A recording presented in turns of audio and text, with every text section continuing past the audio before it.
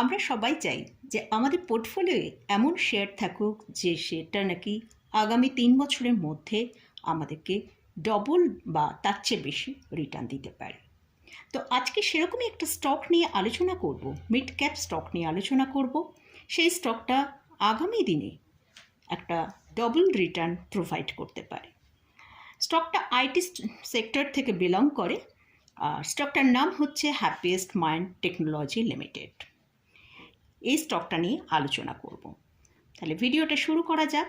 আমি নিরুপমা, শেয়ার শেখো চ্যানেলের পক্ষ থেকে সকল বন্ধুদের স্বাগত জানাই। চ্যানেলটা যদি সাবস্ক্রাইব না করে থাকেন তাহলে অবশ্যই চ্যানেলটা সাবস্ক্রাইব করে নেবেন, আর পাশে থাকা বেল আইকনটা প্রেস করে রাখবেন। আমি ভিডিও আপলোড করার সাথে সাথে আপনার কাছে ভিডিওটা পৌঁছে যাবে। তাহলে দেখে নিই স্টকটার ফান্ডামেন্টাল এবং ফাইন্যান্সিয়াল সাইডটা আমরা একবার একটু চেক করব।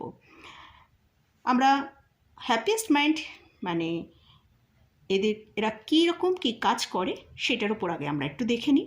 হ্যাপিয়েস্ট মাইন্ড টেকনোলজি লিমিটেড এটা একটা next generation IT solution and service company. Mid cap একটা আইটি স্টক। এবার ফান্ডামেন্টাল সাইডটা একটু আমরা চেক করব।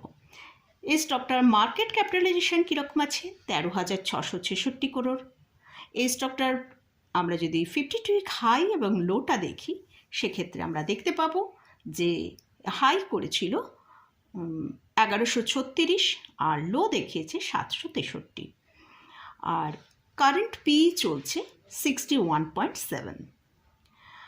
এই স্টকটা ROC হচ্ছে 27.4%, ROE হচ্ছে 28.9%, এবং এই স্টকটা একটা খুব ভালো ডিভিডেন্ডও পে করে। আর এই স্টকের ইপিএস হচ্ছে 14.73। আমরা পি রেশিওটা দেখলাম, পি রেশিওটা একটু ওপরের দিকে আছে। আমরা যদি এই স্টকের পি রেশিওর চার্টটা একবার দেখি, সেক্ষেত্রে আমরা দেখতে পাবো এই স্টকটা সেপ্টেম্বর 21-এ কিন্তু 143-তে এর পি রেশিও তখন ছিল। সেখান থেকে এখন অনেকটা নিচের দিকে এসেছে।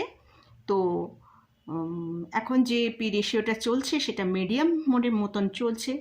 তো এখান থেকে স্টকটা যদি আরেকটু কারেকশন দেখায়, তো সেখানে কিন্তু আমরা বাই করতে পারি। স্টকটা এখন কারেন্ট প্রাইস চলছে 900 টাকার ওপর, 800 থেকে 850। এই স্টকটা বাই করার জন্য একটা পারফেক্ট জায়গা। তো যদি এই রকম জায়গায় আমরা স্টকটাকে পাই, সেক্ষেত্রে আমরা বাই করতে পারি। এই কোম্পানিটা একটা ভালো প্রফিট গ্রোথ আছে। যদি আমরা ওভারঅল 5 ইয়ার্স দেখি, 63%-এর কাছাকাছি এর CAGR গ্রোথটা দেখতে পাবো। আর রিটার্ন অন ইকুইটি সেটা প্রায় 3 বছরে 3 ইয়ার্সের যদি রেকর্ড দেখি, সেটা 32%-এর মতন আমরা দেখতে পাচ্ছি। আর এই কোম্পানিটা ভালো একটা ডিভিডেন্ড পে করে, সেটা মোটামুটি 30.2%। ফাইন্যান্সিয়াল সাইডটা একটু চেক করব যে সেলস গ্রোথটা কীরকম হচ্ছে। দেখি জুন 22-এ 308 করোড়, সেপ্টেম্বর 22-এ 338 করোড়, ডিসেম্বর 22-এ 345 করোড়, মার্চ 23-তে 342 করোড়, আর জুন 23-তে আমরা দেখছি 357 করোড়ের মতন কিন্তু এদের সেলসটা এখানে দেখতে পাচ্ছি। তাহলে আমরা যেটা দেখলাম, সেলসে কিন্তু প্রত্যেক কোয়ার্টারেই আমরা কিন্তু দেখলাম সেলসের মধ্যে একটা ভালো গ্রোথ আছে। আমরা যদি জুন 22 থেকে 23 দেখি, সেখানে একটা খুব ভালো আমরা গ্রোথ দেখতে পেলাম। এক্সপেন্সও সেক্ষেত্রেও আমরা দেখছি 229 করোড় ছিল জুন 22-এ, সেপ্টেম্বরে তার থেকে বেড়েছে 254 করোড়, ডিসেম্বরে 266 করোড়, মার্চে 262 করোড়, আর আমরা জুন 23-তে দেখছি 276 করোড়। আমরা যদি অপারেটিং প্রফিটটা দেখি, সেক্ষেত্রেও আমরা জুন 22-এ দেখছি 78 করোড়, সেপ্টেম্বর 22-তে 83 করোড়, আর ডিসেম্বর 22-এ 79 করোড়, মার্চে 80 করোড়, এবং জুন 23-তে 81 করোড়। আমরা একটা ভালো গ্রোথ দেখতে পাচ্ছি। এবার আমরা নেট প্রফিটটার দিকে একটু দেখব। নেট প্রফিটটা কীরকম আছে? জুন 22-এ 53 করোড়, সেপ্টেম্বর 22-এ 55 করোড়, ডিসেম্বর 22-এ 57 করোড়, মার্চ 23-তে 51 করোড়, জুন 23-তে 57 করোড়। গত বছরের যদি জুন কোয়ার্টারে দেখে থাকি, সেখানে থেকে কিন্তু এবছরের জুন কোয়ার্টারে কিন্তু একটা ভালো আমরা জাম্প দেখতে পাচ্ছি। এবার আমরা এই কোম্পানিটারই প্রফিট অ্যান্ড লসটা একবার চেক করব। মানে আমরা এখানে 2019 থেকে 2023 পর্যন্ত আমরা একবার দেখব। সেক্ষেত্রে সেলসটা আমরা যদি দেখি, মার্চ 2019-এ 590 করোড় ছিল, সেখান থেকে মার্চ 20-তে হয়েছে 698 করোড়, মার্চ 21-এ 761 করোড়, মার্চ 22-এ 1034। মানে আমরা 21 থেকে 22-এ কিন্তু একটা ভালো জাম্প দেখতে পেলাম। প্রায় সেখানে 250 করোড়ের মতন কিন্তু জাম্প দেখতে পেলাম। আবার সেই রকমই জাম্প আমরা মার্চ 23-তেও দেখতে পাচ্ছি, প্রায় 300 করোড়ের মতন কিন্তু সেলসে একটা জাম্প আমরা দেখতে পাচ্ছি ইয়ার অন ইয়ার বেসিসে যদি আমরা দেখি। আর এক্সপেন্সে সেখানেও আমরা একটা জাম্প দেখতে পাচ্ছি, যেহেতু কোম্পানির সেলস বাড়লে সেখানে কিন্তু এক্সপেন্সটাও বাড়ে। সেক্ষেত্রেও আমরা দেখছি মার্চে যেটা 531 ছিল, সেইটা আমরা মার্চ 23-তে কিন্তু দেখতে পাচ্ছি সেখানে বেশ একটা বড় জাম্প, সেখানে প্রায় ডবল হয়ে গিয়েছে।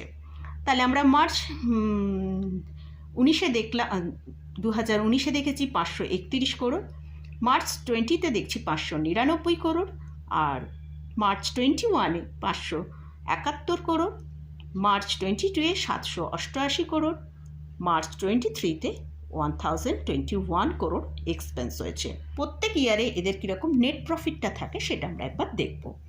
মার্চ 2019-এ ছিল 4 করোড়, আর সেইটা জাম্প করে 2020-তে হয়েছে 73 করোড়, এবং 21-এ আমরা দেখতে পাচ্ছি মার্চ 21-এ 162 করোড়, মানে একদম যাচ্ছিল তার থেকে ডাবল হয়ে গিয়েছিল সেই বছর, মানে 2021-এ যে ওদের নেট প্রফিট হয়েছিল। মার্চ 22-এ 186 করোড়, মার্চ 23-তে 216 করোড়। সেই তুলনায় আমরা যখনই দেখব নেট প্রফিটের মধ্যে জাম্প আসছে, সেক্ষেত্রে কিন্তু কোম্পানির ইপিএসের মধ্যে কিন্তু আমরা একটা ভালো র্যালি সেখানেও দেখতে পাবো।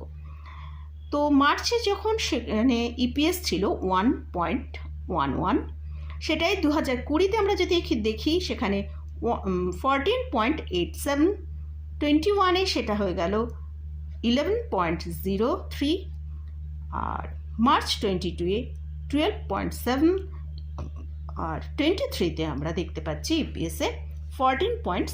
আর এই কোম্পানিটার যদি বর্তমানে রিজার্ভটা দেখি, 2020 থেকে যদি আমরা এর রিজার্ভটাকে দেখি, সেক্ষেত্রে আমরা দেখতে পাবো 2020-তে ছিল 220 কোটি টাকা তাদের রিজার্ভ ছিল, 2021-এ 518 করোড়ের মতন রিজার্ভ ছিল, আর 2022-এ 641 করোড়ের মতন রিজার্ভ, আর 2023-এ 797 করোড়ের মতন রিজার্ভ তাদের রয়েছে।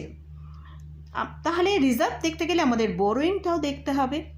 সেক্ষেত্রে 2020-তে বোরোয়িং ছিল 114, 21-এ হচ্ছে 193, আর 22-এ 250 করোড়ের মতন বোরোয়িং ছিল, আর 543 করোড় হচ্ছে 2023-এ এদের বোরোয়িং ছিল। এটা থাকলেও মোটামুটি আমরা দেখছি কোম্পানিটা কিন্তু একটা ভালো রিজার্ভ রয়েছে, সেক্ষেত্রে আমাদের এতটা ঘাবড়াবার কিছু নেই। এবার আমরা কোম্পানির শেয়ার হোল্ডিং প্যাটার্নটা একটু আমরা দেখে নেব। প্রোমোটারের কাছে মার্চ 21-এ যদি আমরা দেখি, সেখানে দেখেছি 53.25% প্রোমোটারের কাছে হোল্ডিং আছে। 2022-এও 53.26, মার্চ 23-তে আমরা দেখতে পাচ্ছি 53.24, আর কারেন্ট অর্থাৎ জুন 23-তে যদি দেখি, সেখানেও কিন্তু আমরা 53.24 দেখতে পাবো। এফআইএসের কীরকম আছে? এফআইএসের কাছে আছে 7.07, 21-এ ছিল, মার্চ 22-এ 6.29, অর্থাৎ কিছুটা তারা এফআইএসটা এখানে ওদের পোর্টফোলিও থেকে এই শেয়ারটাকে কিছুটা কমিয়েছে। মার্চ 23-তে যদি দেখি সেখানে কিন্তু আরও ডিক্রিজ দেখতে পাচ্ছি, সেটা 4.15।